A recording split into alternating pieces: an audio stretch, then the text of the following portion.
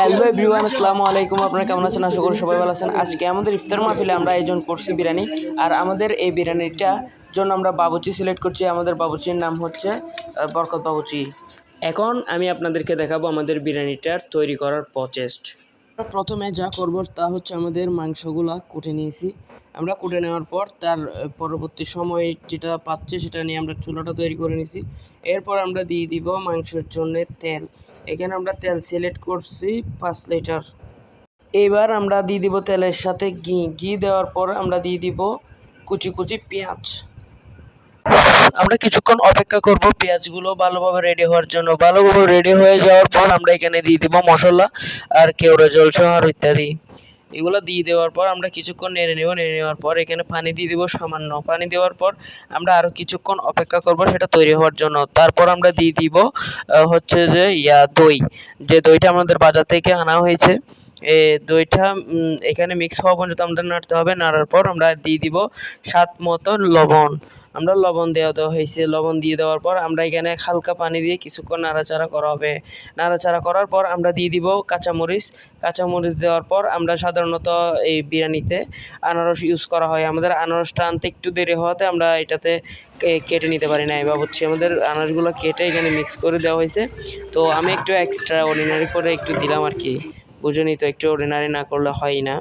তো এগুলো দিয়ে দেওয়ার পর আমাদের বিরিয়ানির যেটা প্রসেসড আলু, এই আলুটা দিয়ে দেওয়া হচ্ছে। আলুর সাথে ছিল গাজর। গাজরের কম্বিনেশনটা খুবই ভালো হয় বিরিয়ানিতে। তারপর আমরা ম্যারিনেট করে রেখেছিলাম আমাদের মুরগির মাংস। আমাদের ম্যারিনেট করা মুরগির মাংসটা দিয়ে দিলাম। এগুলো দিয়ে দেওয়ার পর আমাদের দিতে হবে চাল। আমরা চালে কাঁচামরিচ, আলু বড়া, কিশমিশ সহ আরও অনেক ইত্যাদি উপকরণ দেওয়া হয়েছে। এগুলো দিয়ে দেওয়ার পর দিয়ে দিব এতে হালকা করে ধনেপাতা দিয়ে দেওয়ার পর এটা আমরা দিয়ে দিব চুলায়। এই যেখানে ম্যারিনেট করা মাংস আর ইত্যাদি যেগুলো ছিল হালকা রান্না করা হয়েছে, এতে আমাদের আঙ্কেল এবং বাবুর্চি মিলে এখানে দিয়ে দিব। এটা দিয়ে দেওয়ার প্রায় 30 হইতে 40 মিনিট পর আমাদের বিরিয়ানিটা রেডি হয়ে যাবে। তো তার মধ্যে আমি একটা কথা বলি, এটা হচ্ছে আমার নতুন একটা ফেসবুক পেজ। এখানে আমি খুব ভালোভাবে কাজ করছি।